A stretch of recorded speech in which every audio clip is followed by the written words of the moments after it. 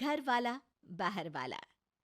कल्पना हमेशा से ही एक अमीर खानदान में शादी करना चाहती थी।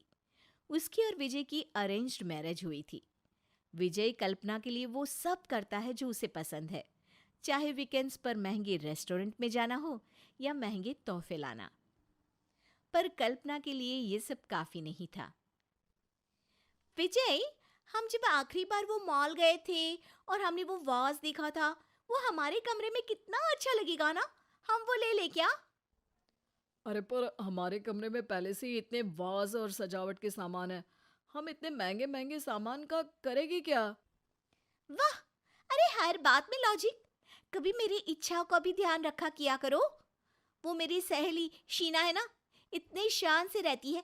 महंगे कपड़े, बड़ा घर, बाहर घूमना, क्या बढ़िया जिंदगी है उसकी। और यहाँ हम हर हफ्ते का हिसाब ही करते रहते हैं। शादी के पहले क्या क्या सपने देखे थे। शाम को कल्पना सब्जी खरीदने जाती है। भैया, मशरूम थोड़े महंगे हैं आपके। अरे कोई बात नहीं ना, आप आलू ले लो। आप कहें तो मैं आपको मशरूम दिलवा सकता हूँ। पिछले 3-4 बार से मैंने देखा कि आप मशरूम या कोई एक्सोटिक सब्जी का भाव सुन के खरीदती नहीं है। अरे नहीं, वो तो मैं ऐसे ही रेट पूछने के लिए, ताकि पता रहे, हाँ, अपडेट रह पाऊँ। ओह ऐसा। अ, आपको कहीं जाना है? मैं ड्रॉप कर दूँ क्या? अरे, नाम का भी पता नहीं, ऐसे कैसे बैठ जाऊँ आपके साथ? नाम संकेत। और पता जब घर आना तो पूछ लेना।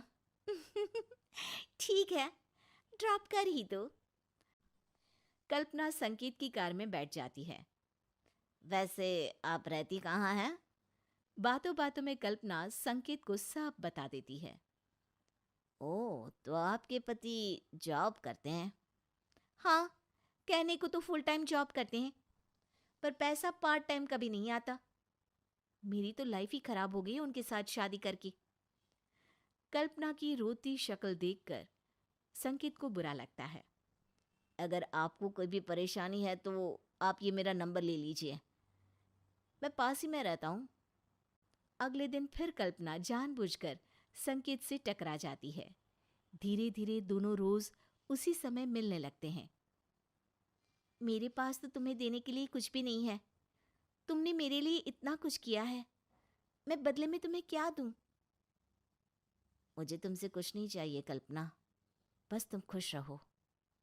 दोनों अक्सर बाहर घूमने जाते हैं, महंगे रेस्टोरेंट्स में खाना खाते हैं और कल्पना ढेर सारी शॉपिंग करती है।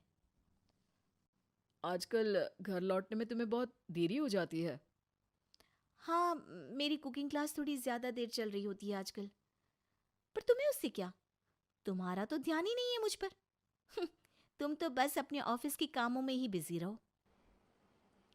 कल्पना संकेत से इसी तरह रोज ये कहकर मिलती है कि विजय उसे घर से बाहर निकलने की इजाजत नहीं देता। संकेत के दिल में भी कल्पना के लिए सिंपैथी आ जाती है। अब कल्पना को यूं बाहर जाना, महंगे रेस्टोरेंट्स में खाना घूमना पसंद आ गया है। अब उसके पांव घर में टिकते ही नहीं। वो बस अपना फ़ोन लेकर या तो फेसबुक पर चैटिंग करती रहती या बाहर घूमने निकल जाती। कल्पना क्या हुआ है, आजकल बहुत ही बिजी शेड्यूल हो गया है तुम्हारा। मेरा मतलब है, तुम्हें 2 मिनट बैठकर मुझसे बात करने तक का वक्त नहीं मिलता क्या? अब मेरी एक सहेली का फ़ोन है, चलती हूँ मैं। कल्पना फ़ोन लेकर कमरे में चली जाती है। हाँ सोमेश, कॉलेज की बात तो तुम भूल ही गए कि हम कितना साथ घुमा करते थे। शादी की बात तो मेरा जीवन ही बर्बाद हो गया है। विजय को मेरा किसी से फ़ोन पर बात करना भी पसंद नहीं है। मैं तो बिल्कुल अकेली हो गई हूँ। अरे अरे प्लीज, तुम रो मत कल्पना। आज मिलते हैं ना, तुम दिल खोलकर मुझसे सब शेयर कर सकती हो। आंसू तो हम लड़कियों का सबसे अच्छा गहना होता है। इन्हें प्यास काटने में क्यों बर्बाद करूं भला?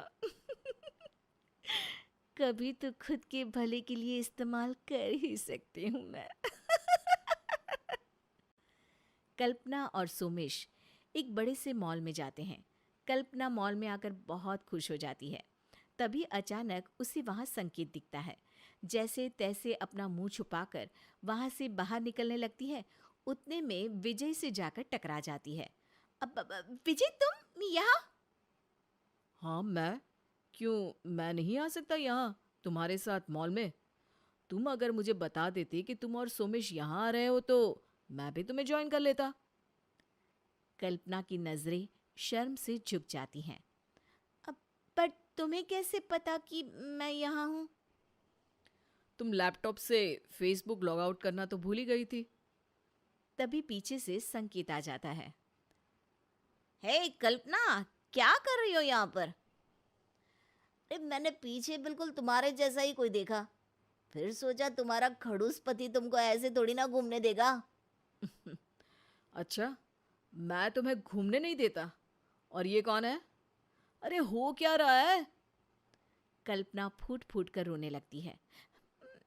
मैं बहुत दुखी रहने लगी थी, मेरी जिंदगी बर्बाद हो गई थी। कोई मुझे देवदासी कहता था। मैं इतनी दुखी थी कि अल्ताफ राजा की शायरी मुझे अपनी जिंदगी का किस्सा लगता था। तो मैंने बाहर भी लोगों से दोस्ती की, पर दुख तो दुख है, जैसे मिठाई पे मक्खी लगी रहती है, मेरे ऊपर दुख। बस करो, ये रोना धोना नहीं चलेगा अब तुम्हारा। मैंने तुम्हारा असली चेहरा देख लिया है। मैंने भी यार। और मैंने भी, पहली बार में ही। ओहो मेरी तो जिंदगी बर्बाद हो गई। रहने दो तुम, रोना तो मुझे चाहिए कि मेरी जिंदगी में तुम आई। हाँ, रोना तो मुझे भी चाहिए कि तुम मेरी जिंदगी में आई। अरे रोना तो मुझे भी चाहिए कि तुम मेरी जिंदगी में। ए, पहले मेरी बीवी चोरी कर ली, अब मेरा डायलॉग भी चोरी कर रहे हो। निकलो यहां से, चलो निकलो। संकेत और सोमेश वहां से चले जाते हैं। विजय कल्पना से थोड़ा दूर जाकर बैठ जाता है। कल्पना का रोना जारी है। तभी वहां एक नया लड़का आता है। हाय कल्पना, कैसी हो तुम? अरे रो क्यों रही हो? तुम्हारे निकम्मे कंजूस पति ने फिर से कुछ दिलवाने का मना तो नहीं कर दिया? अब ये कौन है? ऐसे और लोग हैं, ये तीसरा है, 7 है टोटल। मुझे जोड़ के? तुम्हारे साथ तो 8 है। अब साथ के साथ ही रहो, मुझे भूल जाना तुम। भाई साहब, आप कौन? इसका निकम्मा और कंजूस पति, जिसको तू याद कर रहा था। जा शॉपिंग करा दे इसकी।